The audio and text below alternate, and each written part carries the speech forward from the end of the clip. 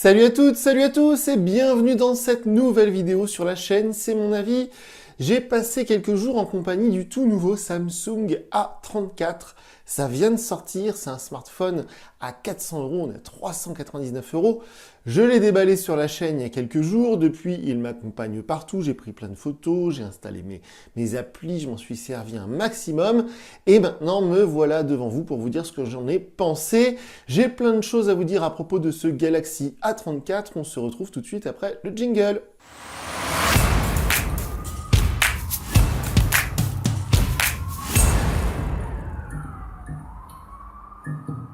Alors ce Samsung A34, j'en attendais pas grand chose parce que le A33 l'année dernière n'était pas non plus un phénomène, beaucoup moins en tout cas que le A13 et le A23 qui se sont beaucoup mieux vendus car moins cher évidemment. Ce A34 c'est un smartphone qui, comme je disais dans la vidéo de déballage et je vais sans doute le répéter beaucoup de fois dans cette vidéo, a beaucoup de concurrence parce que c'est un segment, un marché où il y a énormément de concurrence. Parce qu'à 400 €, vous avez l'embarras du choix, et c'est un peu le problème de ce modèle, mais je vais y revenir par la suite. Donc il y a évidemment des choses positives à mettre au crédit de ce smartphone, mais il y a tout un tas de petits défauts, et surtout, encore une fois, le placement, le prix, qui fait que si vraiment vous voulez un très bon téléphone, dans ces prix-là, on va dire entre 350 et 400 €, eh bien c'est peut-être pas forcément le meilleur choix. Alors comme d'habitude, on va commencer par les points positifs, les choses que j'ai appréciées sur ce téléphone, et puis on terminera par les choses que j'ai à lui reprocher. On commence comme d'habitude par le design. Alors je sais que c'est assez subjectif, en fait le problème du design c'est que beaucoup de téléphones maintenant se ressemblent, et là, a fortiori en noir, c'est très consensuel, donc il y a peu de chances qu'on dise il est moche. Alors en vrai, c'est plutôt élégant. Moi, ce que j'aime beaucoup, c'est que ça ressemble énormément au S23, le modèle haut de gamme de chez Samsung. Donc c'est un design que je trouve plutôt réussi. Alors c'est vrai que c'est pas foufou, mais c'est discret, c'est sobre, c'est chic. Si vous voulez un smartphone qui se fait discret en entreprise ou qui au contraire montre une certaine stature, ça peut être pas mal du tout. Les qualités, les finitions sont très bien, la qualité de fabrication est très bien, mais ça, on n'attendait pas moins de Samsung. Au niveau du design, j'ai quand même une toute petite chose à lui reprocher, c'est au niveau des bords d'écran. La bordure du bas étant un tout petit peu plus grande que celle des côtés et celle du haut, eh bien ça fait un petit côté asymétrique qui peut-être en dérangeront certains. Et en plus de ça, effectivement, sur ce segment de marché, il y a des concurrents qui ont des bords d'écran parfaitement symétriques. Donc pour le coup, c'est peut-être un peu dérangeant. Mais au niveau de l'ergonomie, elle est très bonne et le format n'est pas trop grand, même s'il est plus grand, encore une fois, que certains concurrents. Et il est plus lourd, je vais y revenir après. Mais c'est vrai que, voilà, on ne peut pas lui reprocher ça. C'est plutôt élégant et joli. Il y a des très jolis coloris disponibles. Hein. Il y a une espèce de lavande qui est magnifique. Il y a du vert et puis il y a une couleur un peu argentée avec des reflets. Donc ça peut être peut-être un peu plus fantaisie. Alors, je m'excuse si vous entendez des ronflements derrière moi, c'est mon chien qui dort derrière la caméra. Ça arrive souvent, mais je voulais vous prévenir. Donc, dans les points positifs, on peut aussi parler de l'écran. C'est un écran Super AMOLED 120 Hz. C'est un très bel écran, honnêtement, c'est très agréable à utiliser, c'est super fluide. Les couleurs sont vives, la luminosité est bonne. Bon, évidemment, Samsung, c'est eux qui fournissent quasiment tous les constructeurs du monde en écran Super AMOLED. Donc, du coup, ils savent faire, hein, ça, il n'y a pas de souci, l'écran est très bien. Au quotidien, comme je disais, c'est un plaisir et quand on visualise des photos, des choses comme ça, elles paraissent encore plus belles sur l'écran qu'en vrai. Donc c'est très agréable et puis de toute manière en 120 Hz comme ça c'est plutôt cool. On peut bloquer, alors pas le 120 Hz mais il y a deux modes en fait. Il y a un mode fréquence élevée et il y a un mode standard. Donc fréquence élevée, on sent tout de suite la différence à l'œil nu, c'est beaucoup plus fluide. Et en standard, ça va consommer moins de batterie mais du coup ce sera un petit peu plus lent, en tout cas moins fluide à l'œil. Faut vraiment le voir hein, bien sûr, mais sur certaines animations ou dans certains jeux peut-être vous pourrez voir la différence. Alors aussi justement on parlait des jeux, les performances sont très bonnes. C'est pas un processeur Qualcomm, c'est pas un processeur Exynos, on est là sur du Mediatek, du Dimensity 1080, si je ne dis pas de bêtises, avec 6 Go de mémoire vive, donc ça tourne très bien, c'est super fluide, on peut faire du multitâche, il n'y a pas de problème, ça marche bien, il n'y a aucun ralentissement, le téléphone ne chauffe pas, en tout cas moi les jeux, les choses que j'ai essayé, ça ne l'a pas fait chauffer. Donc c'est tout bon de ce côté-là, même si vous pourrez voir, si vous allez voir sur notre tableau, alors je vais essayer de mettre le lien sous les vidéos, souvent j'oublie, mais je mets à disposition maintenant de tous ceux qui veulent regarder le tableau de bord de C'est mon avis avec tous les téléphones qui passent entre mes mains et avec tous les détails techniques sur ces smartphones et avec aussi les appréciations qu'on a pu avoir sur les téléphones. Et dans ce tableau, vous pourrez voir que les résultats Geekbench que je fais maintenant avec tous les téléphones que je teste sont moins bons au niveau chiffre, au niveau benchmark, que peuvent l'être sur, par exemple, un Poco X5 Pro, qui est pourtant moins cher que ce A34. Et donc, du coup, au niveau des performances graphiques, visiblement, le Poco X5 Pro, mais il y en a d'autres, hein, qui seront peut-être un peu meilleurs que ce A34. Donc, ce A34 qui est peut-être pas forcément le smartphone ultime pour faire du jeu, même si j'ai installé quelques jeux et ça tourne parfaitement. Donc, c'est peut-être plus pour les geeks vraiment qui cherchent le nombre de FPS ou ce genre de choses. Mais au niveau des benches, c'était pas forcément le téléphone qui a eu les meilleures notes, les meilleurs scores dans cette gamme de prix. Aussi très important, les photos. Alors comme d'habitude, je vous mets sous la vidéo le lien vers ma galerie Google Photos. Vous pourrez aller voir par vous-même la qualité des photos. Les photos, elles sont très bonnes. On a un capteur principal de 48 mégapixels qui est stabilisé optiquement, donc ça c'est une très bonne chose. Honnêtement, les photos, elles sont très bien, elles sont comme tous les smartphones qu'on va trouver dans ces prix-là. Elles sont ni moins bien ni meilleures. Le grand angle est de bonne qualité. Il y a même un capteur macro, donc qui fait des photos très bonnes aussi. Le capteur selfie fait de jolies photos. Donc, dans ces prix-là, Dieu merci, quand on a un téléphone à 400 €, les photos sont très bien, je dirais, dans presque quasiment toutes les conditions. Alors, on n'est pas non plus sur la qualité d'un S23 si on reste chez Samsung ou d'autres smartphones dans ces prix-là. Mais il fait très très bonnes photos, ça, il n'y a aucun doute là-dessus. Si vous achetez ce téléphone pour partir en voyage, prendre en photo vos enfants, ce genre de choses, c'est très bien, c'est idéal, il n'y a aucun doute là-dessus. Après, c'est vrai que sur le rendu, sur le feeling, j'aurais peut-être une préférence sur certains modèles chinois ou le Google Pixel 6a qui pour moi fait des photos encore un petit peu au-dessus, en tout cas qui étaient peut-être un peu plus impressionnantes. Là, certaines photos que j'ai prises, bon, voilà, c'est bien, c'est net, il y a du détail, voilà, c'est une belle photo bien nette, etc. Mais c'est vrai que peut-être sur un Google Pixel 6a, les vrais pros, les vrais amateurs de photos pourront peut-être avoir un rendu encore plus naturel, encore meilleur. Donc voilà. Au niveau des points positifs, on continue avec cette version d'Android 13. Alors ça, j'en parle parce que c'est très important, compte tenu des concurrents chinois, notamment le Poco X5 Pro, mais d'autres modèles qui sont toujours Android 12. Je pense notamment au Xiaomi 13 Lite qui vient de sortir, qui coûte 500 €, donc 100 € de plus que ce A34, et qui est encore Android 12. Ça, je comprends pas comment ils font chez Xiaomi, chez Poco, pour sortir des téléphones avec une version Android en retard. Là, on est bien sur Android 13 et on est sur l'excellente interface One UI 5 que je commence vraiment à apprécier. C'est simple, c'est efficace, ça marche bien, on trouve tout ce qu'on cherche, le Always On Display, toutes les fonctionnalités que moi je cherche à régler à chaque fois, que parfois je ne trouve pas sur certains modèles Oppo ou ce genre de choses. Et bien là, on les trouve, ça marche, on peut paramétrer, on peut mettre les boutons, on peut mettre les gestes, on peut faire un peu ce qu'on veut. Ça marche très bien, donc ça pour moi c'est un gros point positif, encore une fois, compte tenu de la concurrence. C'est vrai que sur les Samsung, maintenant on est toujours sur One UI 5, toujours sur Android 13. Donc si vous êtes sur du A14 par exemple ou sur du A54, il n'y aura pas beaucoup de différence niveau logiciel.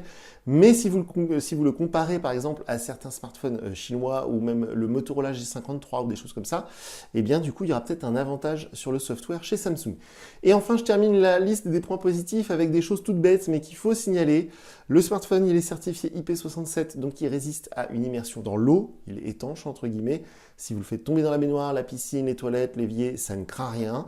Et j'ai envie de dire heureusement à ce prix-là, parce qu'ils sont tous étanches à ce prix-là. Il y a évidemment le traitement Gorilla Glass sur l'écran. Donc l'écran est traité chimiquement pour résister aux rayures. Donc ça, c'est une très bonne chose aussi. Le lecteur d'empreintes, il est sous l'écran. Alors ça, par rapport aux concurrents, justement, c'est un point positif parce que les concurrents chinois, surtout Xiaomi, Poco, ils continuent à mettre le lecteur d'empreintes sur le bouton sur le côté. Ça coûte moins cher. Mais c'est vrai que ça fait un petit peu plus classe. Et moi, je préfère avoir le lecteur d'empreintes qui est caché sous l'écran. C'est toujours un petit truc en plus, comme sur les modèles haut de gamme, en fait, tout simplement. Donc ça marche bien en plus, donc il n'y a aucun souci là-dessus. Et enfin, vous me connaissez, vous aimez, enfin moi j'aime beaucoup, mais je pense que je ne suis pas le seul à aimer cette fonctionnalité des haut-parleurs stéréo, c'est-à-dire que le son sort des deux côtés du téléphone.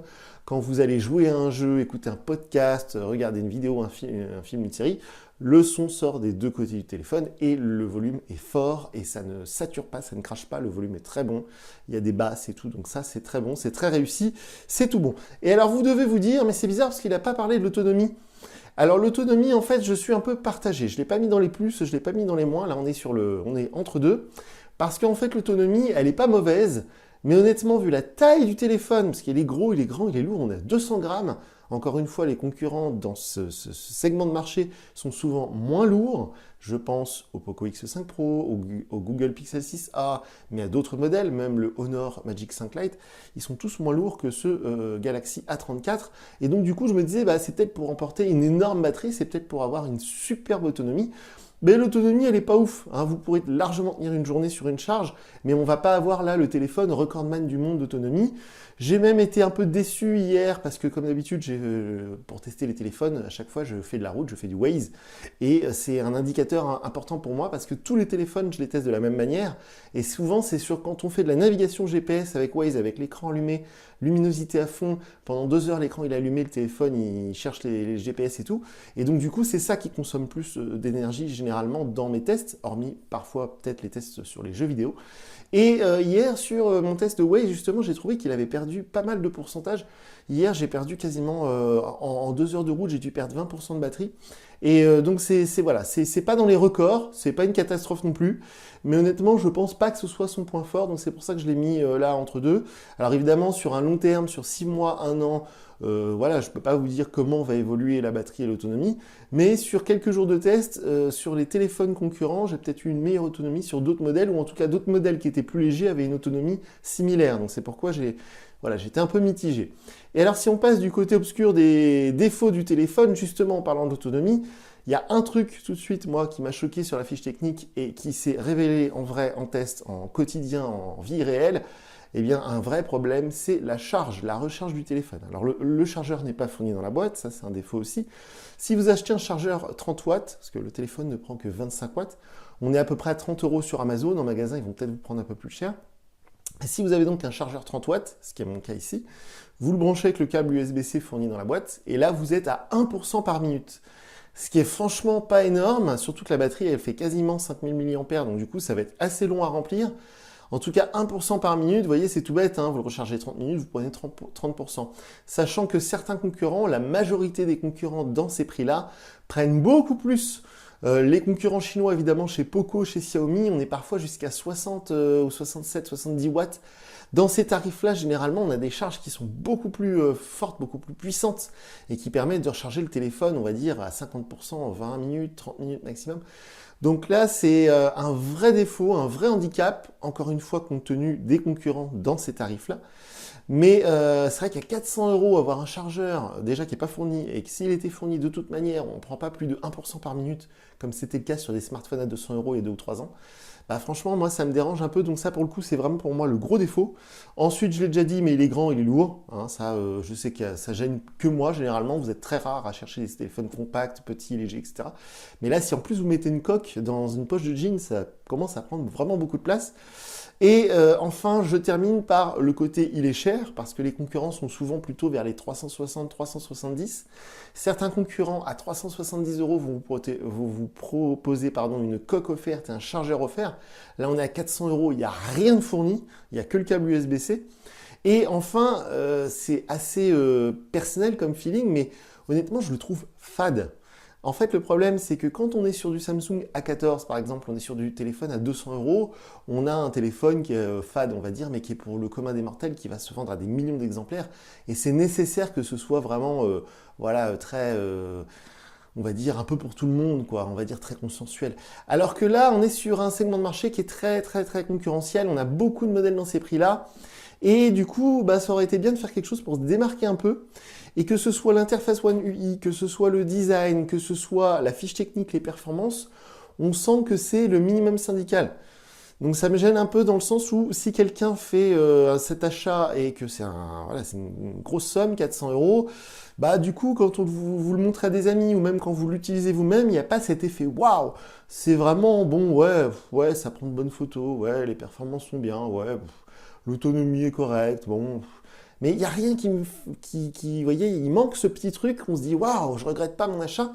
Quand dans ces prix-là, on va choisir par exemple le Google Pixel 6a, on a cet effet waouh parce que c'est du verre, il y a des matériaux très nobles, on a un téléphone qui est très compact, avec une interface hyper moderne.